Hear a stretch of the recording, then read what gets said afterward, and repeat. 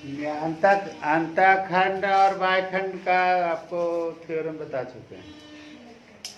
उस पर आधारित कुछ प्रश्न है, दो चार बता देते हैं ताकि आप बना पाइए इसको।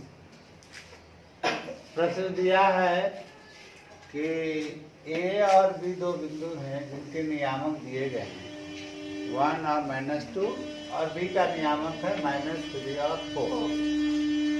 इस रेखाखंड को ए बी को मिलाने वाली जो रेखाखंड होगा, ए से बी को मिलाएंगे तो एक रेखाखंड होगा। इस रेखाखंड को समत्रिभुज करती है। तो समत्रिभुज कैसे होगा? बिना बिंदु का तो नहीं। तो इस पर दो बिंदु लेंगे तब समत्रिभुज होगा।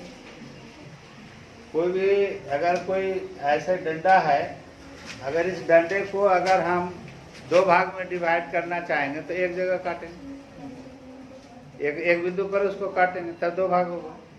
तीन भाग में काटना होगा बराबर भागों में तो दो जगह काटेंगे, एक यहाँ एक यहाँ, तब होगा 3 भाग। तो ये प्रश्न कह रहा है कि समत्रिभुज करती है। तो समत्रिभुज करती है इसका मतलब है कि दो बिंदु होगा, एक बिंदु लिया P या एक बिंदु लिया Q। अभी पूरी रेखाखंड को A से B तक के मिलाने वाली जो रेखाखंड AB है उसको अगर हम समत्रिभुज करेंगे तो दो बिंदु लेंगे। एक बिंदु मैंने लिया क्या? P, और दूसरा बिंदु क्या लिया? Q। अब कहता है P जो होगा वह AB को तो डिवाइड करेगा, इसको आप दिमाग से अभी हटा दीजिए। P तो डिवाइड करेगा, तो P डिवाइड करेगा तो इधर एक हिस्सा होगा, इधर कितना हिस्सा होगा? दो हिस्सा। इसका मतलब है कि P जो है रेखाखंड AB को 1:2 में विभाजित करती है। इसका क्या मतलब हुआ? इसका मतलब हुआ कि रेखाखंड AB को यह 1:2 में विभाजित करती है। इसी प्रकार से और भी सवाल होंगे, जैसे कोई रेखाखंड है, AB एक रेखाखंड है और इसको समद्विभाज करती है। तो समद्विभाज करती है इसका मतलब कि वह बीचों बीच में बिंदु होगा, तब नहीं बराबर ही होगा। तब इसका अनुपात क्या होगा? दोनों बराबर बराबर है तो 1:1 पर निकालेंगे, तब P का निर्देशांक निकल गया। वही mx2 + mx/a1 बटा m + n पढ़ा है ना फॉर्मूला, m/2 + n/1 वाला फॉर्मूला m + n इसमें भी लगेगा। अंत विभाजन में ये फॉर्मूला लगता है। अगर कोई रेखाखंड AB दिया गया है, ये देखिए इधर से सवाल इधर है, एक रेखाखंड AB दिया गया है, अगर इसको कहता है 4 भागों में बराबर भागों में विभक्त करती है तो उन सभी बिंदुओं का निर्देशांक ज्ञात करें जो रेखाखंड AB को 4 भाग में बांटते हैं, बराबर बराबर 4 भागों में बांटते हैं। तो इसका कहने का मतलब हो जाएगा यहाँ P लेंगे, यहाँ Q लेंगे, यहाँ R लेंगे, तभी न इस रेखाखंड को 4 बराबर भागों में बांटेगा। मतलब कि AP बराबर होगा PQ बराबर होगा QR बराबर होगा RB। मेरी बात समझ में आ गई? अगर हमको P का निर्देशांक निकालना है इस फॉर्मूले से तो MIN तो मालूम होना चाहिए, तभी आप निकालें।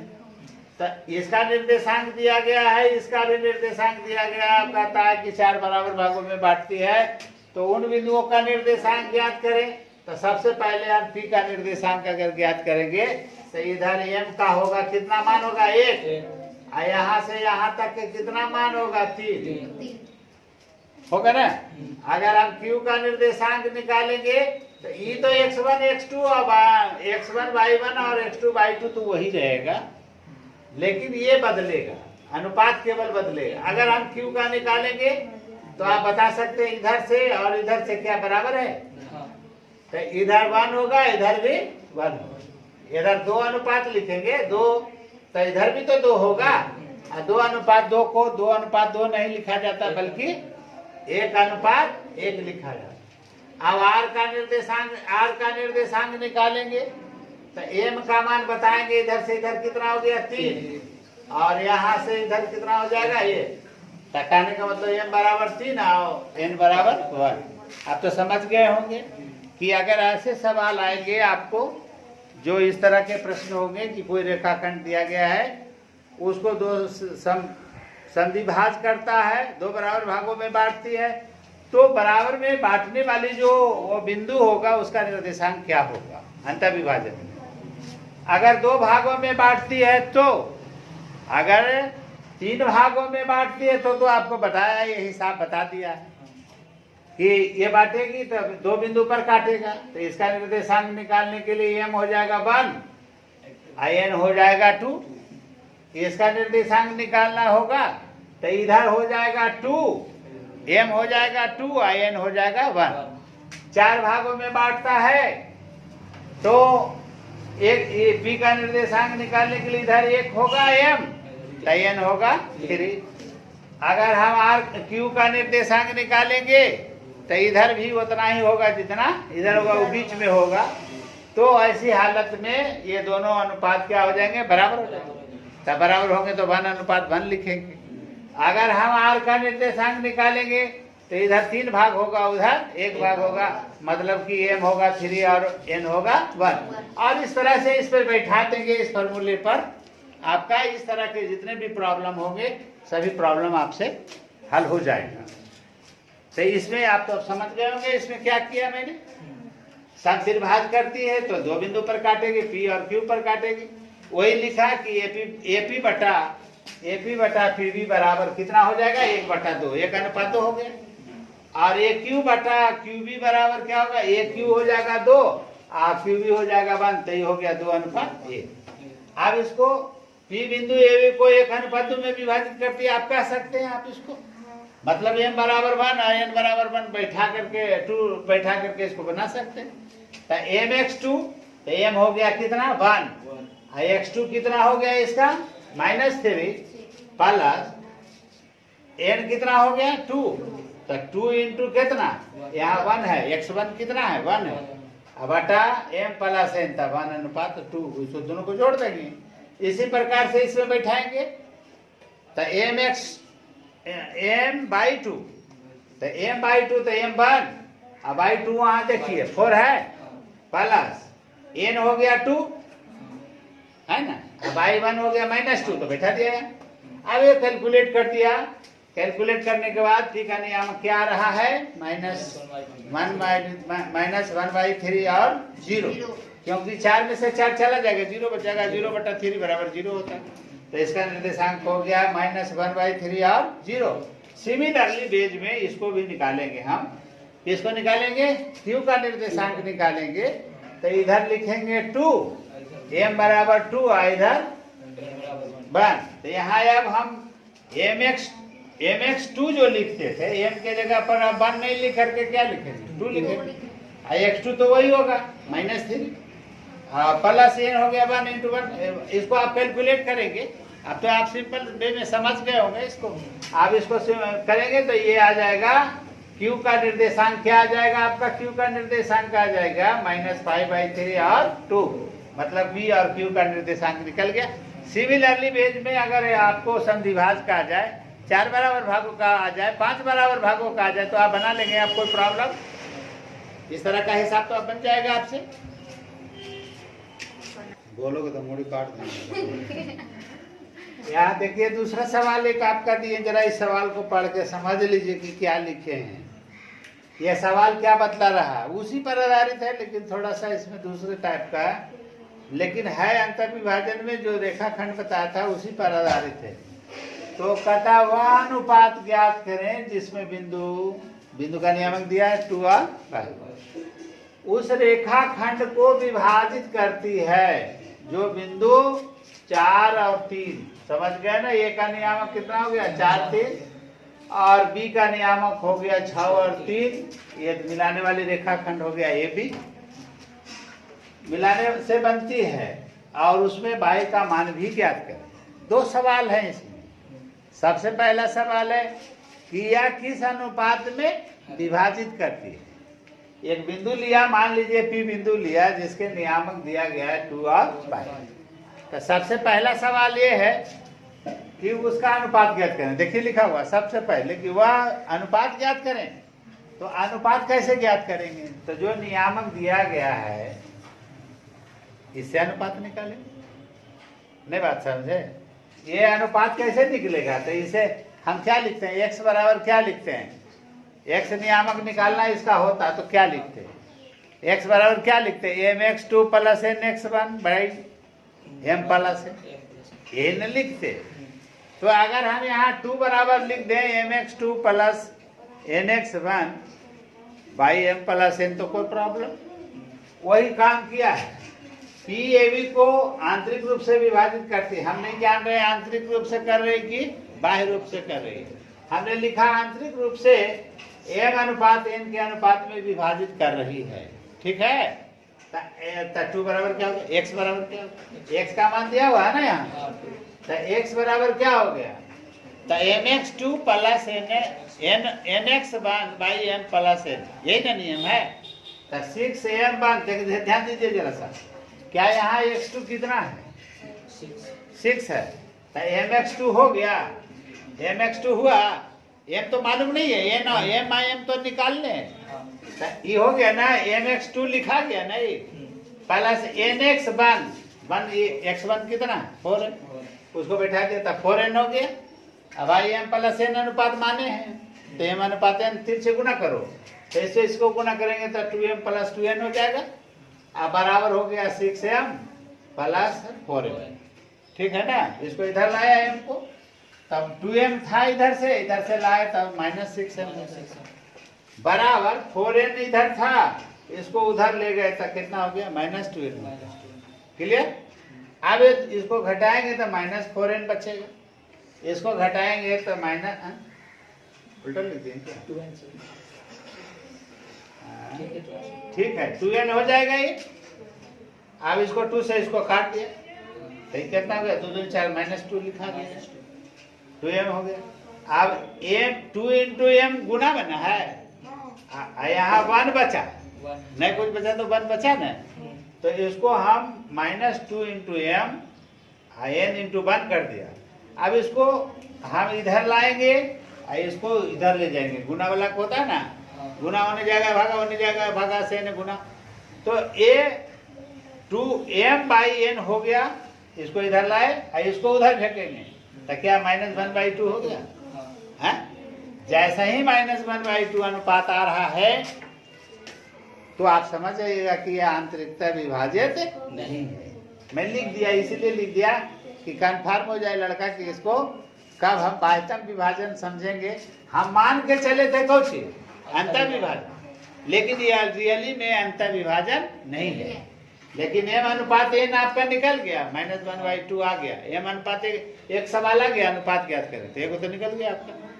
अब कह रहा था ये माइनस में आया, तो माइनस का क्या मतलब लिख दिया है, माइनस चिन्ह यह बतलाता है कि P जो बिंदु है वह आंतरिकता विभाजित नहीं कर रहा है, मतलब AB के रेखाखंड पर वो अवस्थित नहीं है बल्कि इसके बढ़ाए हुए भाग पर है। बात समझ गए नहीं, तो ये लिख दिया, ऋणात्मक चिन्ह यह बतलाता है कि P AB रेखाखंड के बाह्य रूप से विभाजित करती है। तो बाह्य रूप से विभाजित करती है तो हम उसमें इस बाई का मान, मतलब बाई का मान कैसे निकालेंगे, m/2 minus n/1 by m minus n, बाह्य रूप से विभाजित करते उसका फार्मूला यही होता। तो हम बाह्य रूप से विभाजित करें, इसलिए इसका फार्मूला लिख दिया, बाई बराबर क्या लिखेंगे कि बाई का नियामक क्या होगा, तो बाई का नियामक होगा कितना, 1 अनुपात आया है इधर, तो m/1 हुआ, जब देखो ध्यान m/1 हुआ नहीं, ये ऋणात्मक चिन्ह नहीं, इसका प्रयोग यहाँ नहीं होता है m/n के जगह पे, ये केवल यह बतला रहा है कि यह बाह्यतम विभाजित कर रहा है, समझ गए नहीं। तो m के जगह पर 1 ही लिखाएगा, प्लस ही लिखाएगा, n के जगह पर 2 लिखाएगा, समझ गए नहीं। तो m/2, तो m/2 कितना है, 3 है, m कितना है 1 है, तो 1 इंटू 3 हो गया, माइनस n/1, तो n कितना है 2, तो 2 इंटू 1 कितना आ रहा है 3, इधर लिख दिया थे। अब 1 माइनस 2 हो गया, m माइनस n होता है ना, m माइनस n बैठा दिया। अब इसको 3 इकाई 3, ये 3 दूनी 6 माइनस में हो गए, बटा 1 में से 2 जाएगा, -1 बचेगा। आप बताएंगे ये -3 बचेगा ना ऊपर, ये कितना बचेगा -1, माइनस कट गया, कितना बचा 3, मतलब कि दोनों आंसर आ गया। कौन कौन आंसर आया, अतः हम क्या कहेंगे, अतः P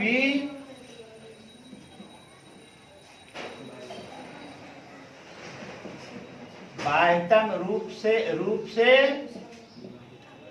एक अनुपात कितना में बांट रही है, तथा y बराबर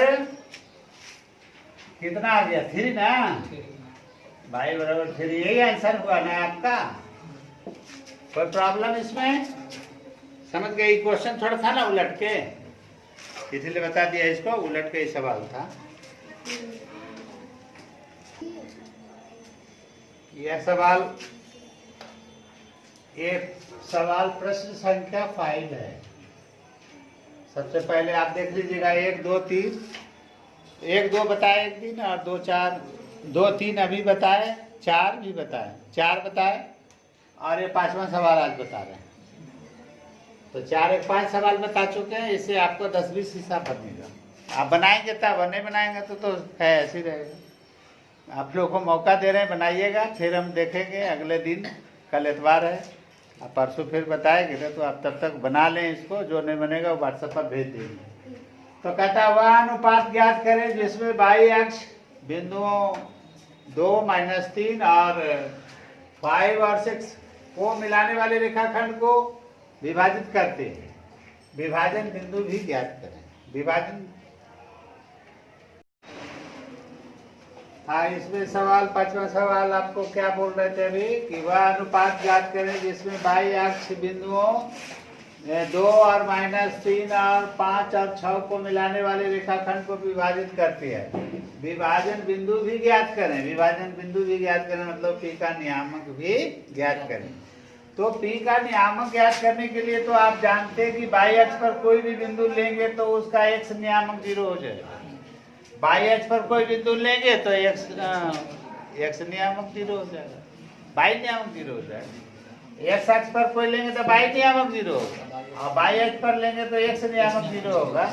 इसको याद रखेंगे। तो ये हो गया 0, और बाई तो बिंदु का नियामक मालूम नहीं है, इसलिए बाई लिख दिया। अब एकरा से 0 जब मालूम हो जाएगा तो आपको मालूम है कि जब ये भी रेखाखंड को m अनुपात n में विभाजित करती है, मान लिया, नहीं दिया हुआ है कि कितना अनुपात कितना में विभाजित करती है, तो m अनुपात n में मान लिया।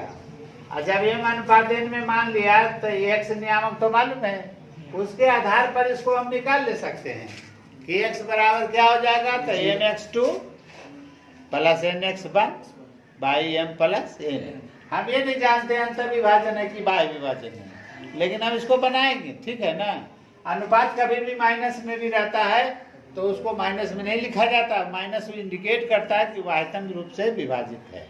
तो हम यहाँ 0 बराबर हम लिख सकते हैं, x नियामक का मान निकालते हैं, जैसे mx2 + nx1 by m + n।